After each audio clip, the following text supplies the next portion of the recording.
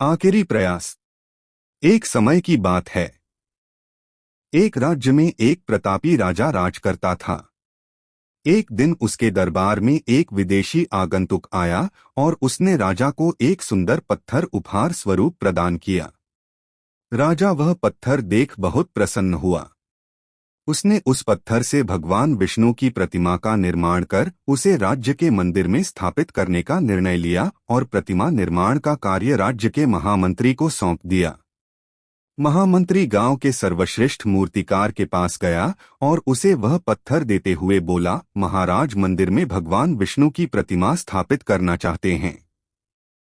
7 दिवस के भीतर इस पत्थर से भगवान विष्णु की प्रतिमा तैयार कर राजमहल पहुंचा देना। इसके लिए तुम्हें 50 स्वर्ण मुद्राएं दी जाएंगी। 50 स्वर्ण मुद्राओं की बात सुनकर मूर्तिकार खुश हो गया और महामंत्री के जाने के उपरांत प्रतिमा का निर्माण कार्य प्रारंभ करने के उद्देश्य से अपने औजार निकाल लिए। अपने औजारों में से उसने एक हथौड़ा लिया और पत्थर तोड़ने के लिए उस पर हथौड़े से वार करने लगा, किंतु पत्थर जस का तस रहा।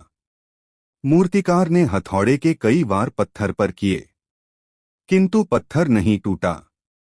50 बार प्रयास करने के उपरांत मूर्तिकार ने अंतिम बार प्रयास करने के उद्देश्य से हथौड़ा उठाया, किंतु यह सोचकर हथौड़े पर प्रहार करने के पूर्व ही उसने हाथ खींच लिया कि जब 50 बार वार करने से पत्थर नहीं टूटा तो अब क्या टूटेगा।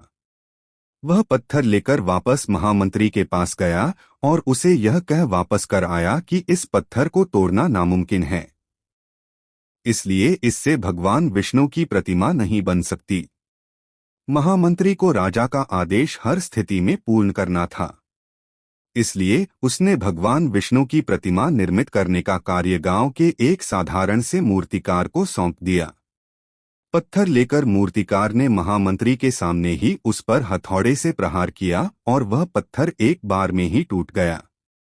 पत्थर टूटने के बाद मूर्तिकार प्रतिमा बनाने में जुट गया।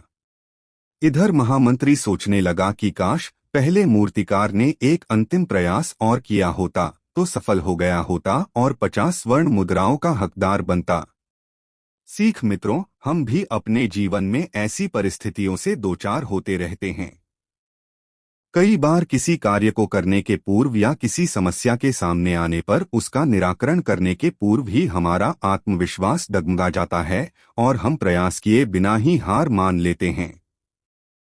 कई बार हम 1-2 प्रयास में असफलता मिलने पर आगे प्रयास करना छोड़ देते हैं, जबकि हो सकता है कि कुछ प्रयास और करने पर कार्य पूर्ण हो जाता या समस्या का समाधान हो जाता।